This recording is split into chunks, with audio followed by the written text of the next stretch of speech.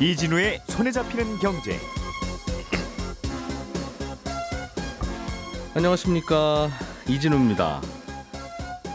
재건축 아파트의 입주권을 받기 위해서 상가 하나를 사서 여러 명이 쪼개서 지분을 나눠 갖는 일명 상가 지분 쪼개기 방지 법안이 국회를 통과했습니다. 산유국의 감산을 주도하면서 국제유가를 올리려고 노력해온 사우디아라비아가 돌연 원유 판매 가격을 낮췄습니다. 이래저래 국제유가 변동성이 위아래 양방향으로 좀 커지는 분위기입니다. 어제부터 시작된 주택담보대출 비대면 갈아타기 대환대출 서비스의 시장 반응 잠깐 살펴보겠고요. 아울러서 워크아웃 개시를 하루 앞둔 태영건설의 자구안과 관련한 시장 반응도 자세히 좀 들여다보겠습니다. 1월 10일 수요일 손에 잡히는 경제 시작합니다.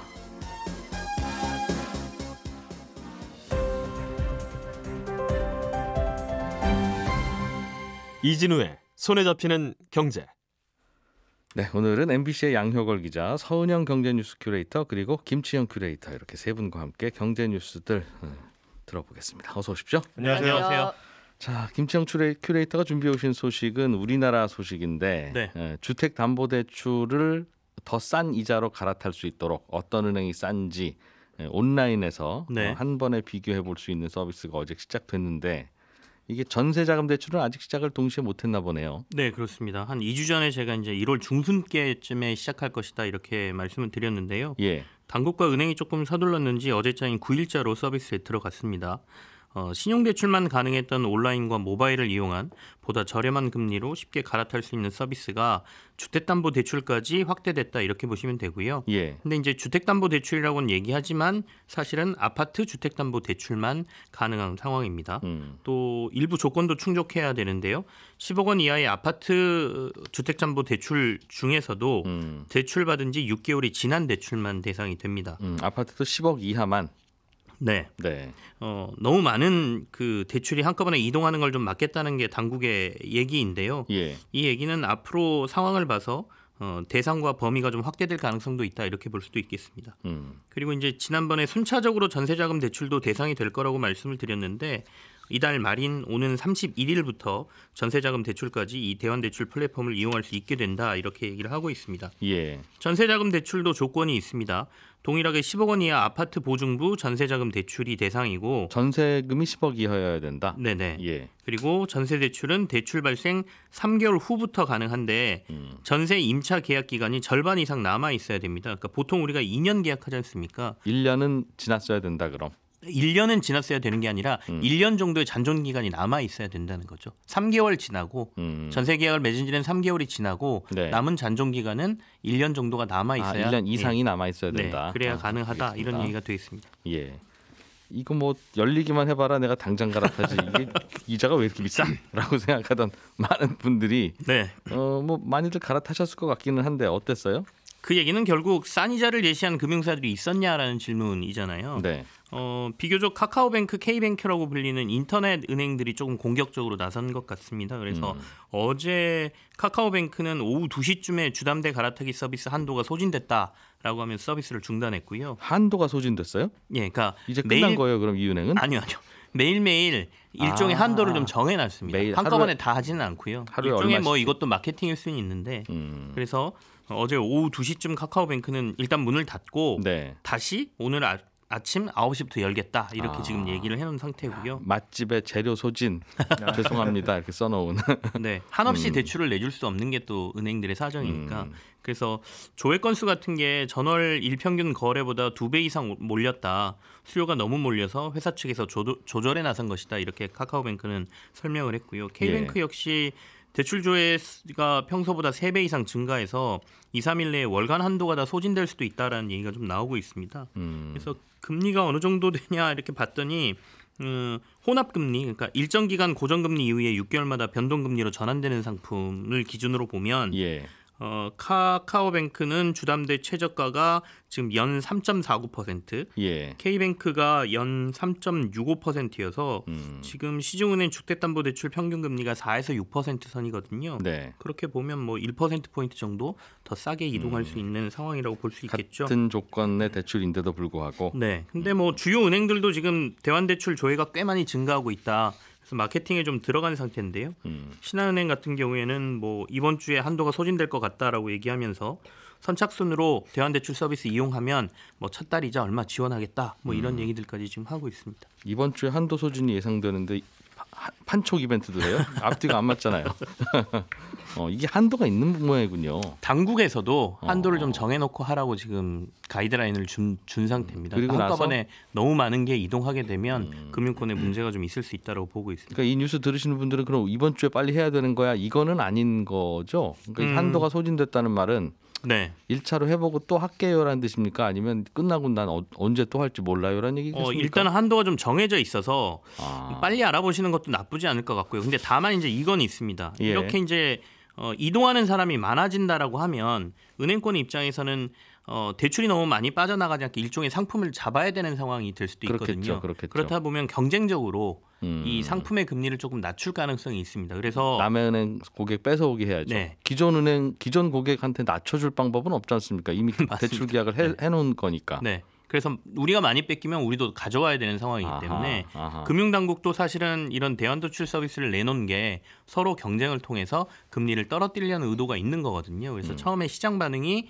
결국에 나중에 조금 더 금리 경쟁으로 갈 수 있기 때문에 예. 조금 기다렸다가 살펴보시는 것도 나쁘지는 않다 이렇게 보여지긴 합니다. 근데 다만 이제 아까 1%포인트 연 금리 차가 중도상환 수수료도 고려를 하셔야 되거든요. 그래서 중도상환 수수료랑 다 포함해서 유리하다 싶으시면 어차피 같은 상품인데 네. 이자를 적게 내는 게 유리하기 때문에 갈아타시는 것도 나쁘지 않다라고 보여지고요. 중도상환 수수료 대출 받은 지 6개월 지났어야 되니까 많아봐야 1%포인트 남았을 텐데 이자 차이가 1%포인트면 네.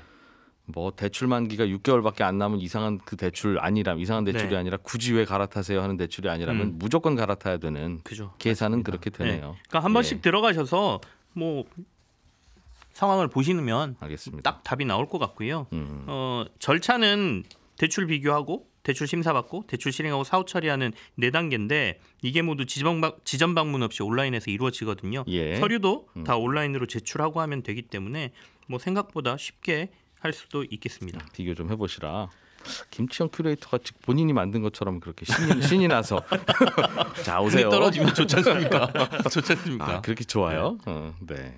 이게 아마 저는 재밌는 거 한번 알아보고 싶은데 예를 들면 똑같은 은행이 다른 은행 손님 이제 데리고 오는 이런 대환대출 금리는 얼마고 네. 저 오늘 처음 왔는데요 하고 신규 고객 금리는 얼마인지를 비교해 보면 아마도 남해은행 고객 뺏어오는 금리가 더 쌀 겁니다. 똑같은 조금 더 은행. 쌀 가능성이 있어 보이죠. 우리 항상 말하지만 집에 들어오는 인터넷 네. 기존 고객은 비싸고 저 갈아타는 고객은 싸고 그렇잖아요. 네. 가만히 있으면 안 내려줍니다. 예, 똑같은 일이 벌어지지 않을까 하는 생각도 좀 드네요. 태영건설 이야기 업데이트 좀 해주시죠. 네.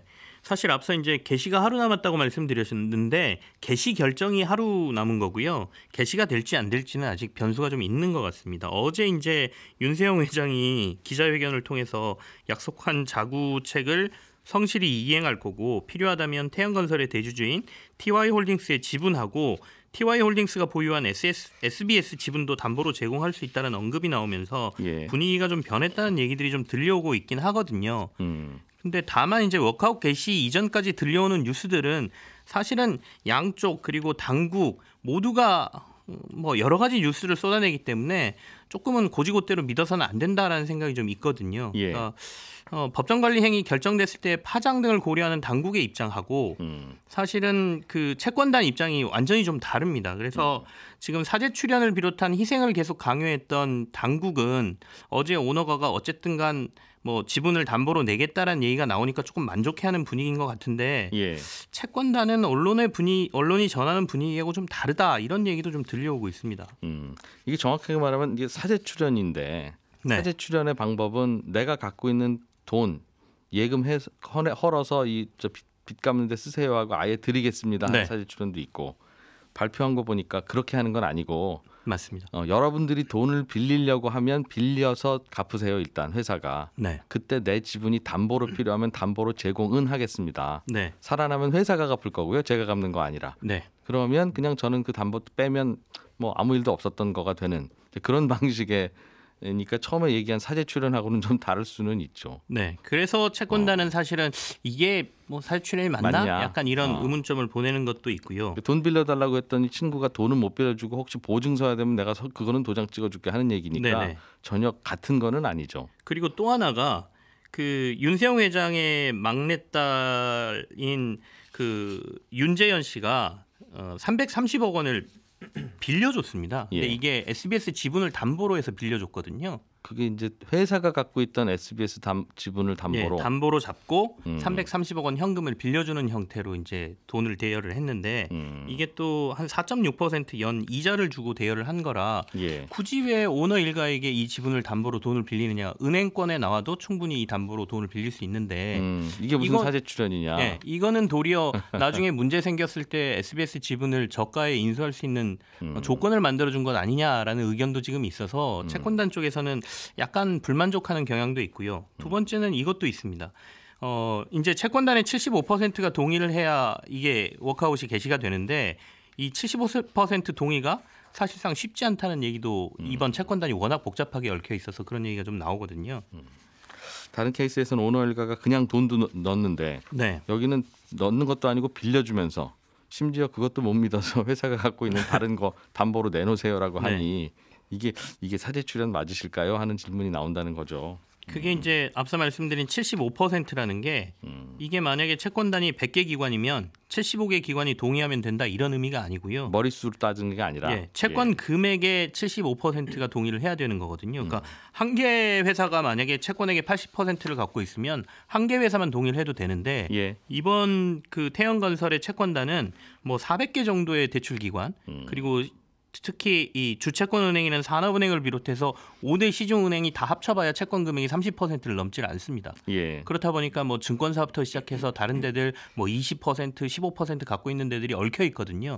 그렇다 보니까 당국이 주채권은행하고 그 5대 시중은행에 조금 뭐 일종의 동의해주지 이 정도면 이렇게 얘기를 하더라도 나머지 쪽에서 우리는 아닌데라는 분위기가 조금은 있다라는 얘기가 들려와서 오늘 이제 채권단 회의가 있거든요. 오늘 분위기가 굉장히 중요할 것 같고 마지막 날까지 좀 지켜봐야 될 것 같습니다.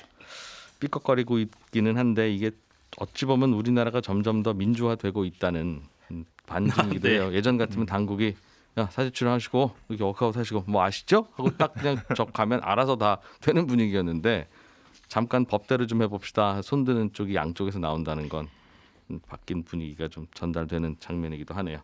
자, 서은영 큐레이터 상가 지분 쪼개기 방지법 이거 통과됐다는데 이게 무슨 법이었죠? 네, 이게 상가 지분 쪼개기라는 게 재건축 단지 상가의 이 지분을 여러 명이 나눠 가져서 분양 자격을 늘리는 일종의 편법입니다. 근데 원칙적으로는 지금 상가 소유주는 새로 짓는 상가만 분양을 받을 수 있지만 조합 정관에 이제 상가 소유주도 주택 입주권을 받을 수 있다. 이 내용 한 줄만 넣으면 상가가 아닌 주택 입주권을 받을 수 있었거든요. 그래서 이 아파트 입주권 누리고 상가 지분 투자하는 사람들이 많아졌고 이제 갑자기 배로 늘어난 조합원 때문에 이 골치를 썩는 재건축 사업단지가 상당히 많았는데 이 조합원 너무 많으니까 합의를 이루기도 어렵고 사업성도 나빠질 수밖에 없는 거예요. 그래서 이번에 통과된 법은 앞으로 상가 지분 쪼개기 투자를 해도 아파트 입주권은 받기 어렵게 만들겠다라는 겁니다. 주요 내용을 좀 살펴보면요. 우선 분양권을 받을 수 있는 권리가 생기는 날이 있습니다. 그러니까 이걸 권리 산정일이라고 하는데 이날까지 상가나 주택 소유자 명단에 들어가 있어요. 우리 배당 받을 때랑 똑같은데요. 이 재건축 후에 조합원 자격으로 입주권을 받을 수가 있거든요. 그런데 이른바 이제 쪽지분을 들고 있다. 이 쪽지분 들고 있는 상가 소유자다. 그러면 권리 산정일을 주택 소유자들보다 3개월 정도 더 앞당겨서 까다롭게 보는 겁니다. 그래서 이 바뀌는 법에서는 기본계획 수립 후가 아니라 재건축 사업정보 일반 주민한테 처음 공개하는 시점, 그러니까 주민 공람 공고일로 적용하세요. 이렇게 되는데 이게 한 3개월 정도 앞당겨지는 효과가 있다라는 거죠. 이게 왜 이렇게 바뀌었냐면 주로 이 지분 쪼개기 투자 이루어지는 시점이 주민 공람 공고일 이후 뭔지 한 그 전후로 해서 좀 많이 집중이 되는 모양이에요. 그러니까 이 아파트 재건축합니다라는 분위기가 잡히면 그때 와서 막 쪼개니. 그렇습니다. 그런 거 공고하면 그때부터 3개월 거슬러 올라가서 그때 상가 갖고 있어야 네. 자격 있는 걸로. 맞습니다. 예를 들면 주식으로 치면 9월 말에 주식 들고 있어야 되지 12월 네, 말 맞아요. 주식으로는 안 합니다. 그 얘기네요. 맞습니다. 예. 그래서 이제 이렇게 앞당겨진 권리 산정 시점 이후에 지분 쪼개기로 투자한 사람들은 그럼 어떻게 되느냐? 그러니까 입주권을 받지 못하고요. 대신 소유한 상가 지분의 감정 평가액만큼 현금으로 돌려줍니다. 그러니까 이렇게 되면 이제 지분 쪼개기 투자로 해서 원래는 이제 그 위에 뭐 분양 수익이라도 얻을 수 있으면 참 이제 그 투자 수익을 보고 이제 투자를 하는 건데 예. 이것마저도 사실상 없어지는 거죠. 생각해 보면 10평짜리 상가 하나를 들고 있으나 네. 그걸 10조각으로 쪼개서 1평짜리 상가 지분으로 10개를 들고 있으나 네. 재산으로 치면 그 재산이 그 재산인데 네. 굳이 왜 쪼개 들어오지? 그럼 왜 혜택이 생기지? 얼핏 이상할 수 있는데 이 재건축 재개발 단지에서의 계산법은 그냥 머릿수 하나에 또 다 혜택을 준다는 거잖아요. 그렇습니다. 그거 네. 안 그러면 동의들 안 하시니까. 네. 그러는 바람에 10평이나 뭐 한 평이나 10분의 1인 거 아니야? 10분의 1이 아니라 한 평으로 변신하는 순간 꽤 많은 그렇습니다. 수익이 돌아오는 그런 구조가 근본적으로 이런 걸 불러일으켰을 텐데 알겠습니다. 상가가 너무 이렇게 쪼개지면 또 다들 진행이 안 되고 문제가 생기니까 이런 건 정책은 이해가 되는데 이제 이런 게 없어질 것 같아요? 아니면 또 부작용이 우려되는 게 좀 있습니까? 이게 일각에서 이제 3개월 앞당기는 걸로는 이게 근본적 해결이 되겠냐 이제 이런 의문들이 좀 나오는데요. 사실 이제 재건축 사업 추진할 가능성이 높은 노후 아파트, 이제 좀 유명한 아파트들은 다들 알고 있잖아요. 그 리스트를. 예. 그래서 이게 일찌감치 좀 상가 지분을 사서 기다리면 되는 거니까 뭐 사실 3개월로 앞당긴다 한들 과연 이게 막아질까? 이제 이런 의문이 있는 거죠. 그래서 대충 낡은 상가 지금 지분 쪼개기 네. 되면 하면 되는 거니까. 그렇습니다. 그래서 일부에서는 이제 상가 소유자는 뭐 상가만 그러니까 주택 입주권이 아니라 상가만 받을 수 있게 한다든지, 뭐 소유한 필지가 너무 작다 이때는 뭐 현금으로만 청산할 수 있게 한다든지, 뭐 소유주가 여러 명이면 이때는 분양권과 의결권은 대표 한 사람만 인정을 한다든지, 뭐 지분 비율대로만 인정해주는 식으로 이제 지분 쪼개기 투자를 원천적으로 좀 차단할 방법이 좀 필요하다 이런 네. 내용들이 포함이 돼야 이 진짜 방지법으로서 효과가 있다 이런 이야기들도 했는데. 이 부분은 결국 반영이 안 되긴 했습니다. 그래서 다만 이번 법안에서는 이제 시도지사가 권리 산정 기준일과 상관없이 이 지역은 뭐 상가 분할 자체가 안 됩니다라고 이제 제안을 걸어놓고 허가를 받으세요. 이렇게 할 수 있는 권한이 좀 생겼거든요. 그래서 예. 지금 서울, 강남, 서초, 양천구 같은 경우에는 이미 지난해 이런 규정 마련해서 시행을 하고 있었는데 좀 지자체가 무슨 권한으로 내 재산을 가지고 이렇게 좌지우지하냐 뭐 이런 반발이 너무 컸어서 있을 수 있죠. 이번에는 좀 권한을 명확히 하는 식으로 좀 법이 정리가 됐습니다. 그렇게 이제 이번 이미 이제 쪼개진 곳들은 이제 좀 시끌시끌할 거고 이게 애초부터 그런데 막기가 어려운 게 재건축 단지 아파트 한 가운데에 상가가 있는 경우도 많아서 네. 상가 있는 이분들은 뭐 그럼 그냥 상가만 받을 수 있게 해드릴게요라고 하면 우리는 그럼 재건축 안 합니다 하고 반대해 버리면 그것만 빼고 재건축할 수도 없고 그렇습니다. 이제 그것 때문에 이제 다 입주권 드릴게요 하고 들여온 건데 어떻게 될지 좀 지켜봐야 되겠어요. 국제유가 얘기로 좀 넘어가 보죠. 양효걸 기자가 준비해 오신 소식인데. 네. 하룻밤에 5%가 빠졌어요. 네, 최근에 이제 국제유가가 하룻밤새 한 5% 가까이 이제 하락을 하기도 했고요. 예. 어젯밤에 이제 소폭 반등하긴 했지만 $70 초반선을 이제 겨우 유지를 하고 있습니다.